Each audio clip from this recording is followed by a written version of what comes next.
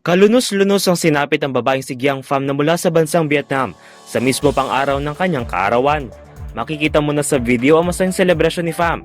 Hawak-hawak ang mga balloon at birthday cake. Ngunit sa hindi inaasahan, ay habang kinakantahan ito ng happy birthday ng kanyang mga bisita, ay dumampi ang lobo sa nakasinding kandila sa kanyang hawak na birthday cake. At dahil hydrogen ang ginamit sa lobo, ay dagliyab ito, dahilan upang madamay muka at bandang gitnang parte ng katawan ni Pham. Agad daw niya itong binuhusan ng tubig at dumiretso sa ospital upang magamot. Ang insidenteng ito ay nangyari pa sa araw pa ng mga puso o February 14, kung saan nagtamo si Pham ng first and second degree burns. Hindi naman siya kinailangan na i-admit sa ospital at sa kabutihang palad, sinabi ng doktor na hindi mag-iwan ng peklat ng mga paso, ngunit tatagal ng ilang buwan bago bumalik sa dating kulay ang kanyang balat.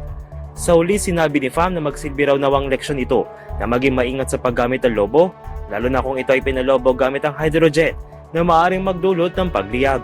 Para sa DZRH TV, ito si Dustin Bayog.